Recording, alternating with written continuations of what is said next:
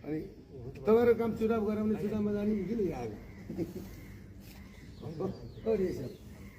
त्यो म मात्रै छु, म त भोट दिने मान्छे होइन। म त अहिले पनि भन्छु त इराकमा के अहिले इरानमा को कारणले गर्दाखेरि के भयो, चाइनाले भोलि नेपालमा यसरी नै हान्छ। समाउनुहुन्छ तपाईँहरूले, थाम्नुहुन्छ बम के भयो, आज कतारको हालत के भयो, साउदीको हालत के भयो, त्यही गर्नु त खोजेको नि यहाँ देश राखेर। पुराना नेताहरूले एमसिसी एसपिपी पास गर्न मानेन, अनि नयाँ ल्याउन खोजेको बालेन र के अरे देखेन रवि बालेन रवि सोर्ने बुवागले होइन। अब भेट्छन् नेपालीले, त्यसमा सबैभन्दा बढी तपाईँले भेट्नुहुन्छ भोलि पर्सि अगाडि लागेर।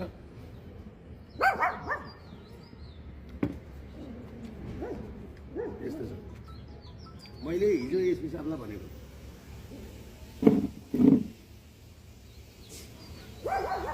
के भन्ने, मलाई त्यस्तो छ भने भन्नु चाहिँ म तयारी हुन्छु भनेर भनेको। एसपी साहब नमस्ते, तपाईँलाई मैले राति नै फोन गरेको थिएँ त, अनि तपाईँले किन नभनेको? तपाईँ यहाँ हेर्नुहोस्, म तपाईँ खानुपर्छ यति 11 किसिमको। अब मलाई त्यहाँ लगेर तपाईँले कहाँ राख्नु? कसुर चाहिँ मैले के गरेँ? यहाँ चाहिँ कसुर चाहिँ मैले के गरेँ? अस्तिको दिन सर्वोच्चले छोडेँ, कसुर चाहिँ के हो भन्नु त मलाई? कसुर चाहिँ के हो भन्नु न? तपाईँले यस जिल्लाको एसपी म भक्तपुरमा बसेको छु, यहाँ बसे बापत मैले ट्याक्स तिरेको छु। पत्रमा के छ त भन्नु न, पढ्नु न।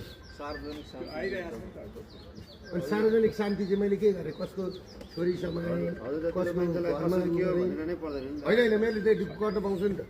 तपाईँहरू जतिको ट्रेनिङ गरेको, तपाईँहरू जस्तो पढेको, देशको वफादार पुलिस वफादार हो नि त तपाईँहरू। के कसो लिएर आयो भन्ने कुरा अझै थाहा हाल्नुहुन्छ। यसो बसौँ न यहाँ। चिया त खान पाइन्छ होला नि, चिया औषधि पाइँदैन?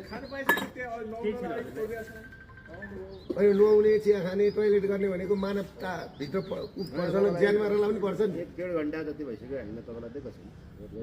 1.5 घन्टा बरु मलाई भनेको थियो भने म तयारी हुन्थेँ पो भनेको त मैले। हिजो बेलुका भनेको थिएँ भने नि तपाईँलाई मैले राति फोन गरेको थिएँ कि थिएन भन्नुहोस् त एसपी साहब।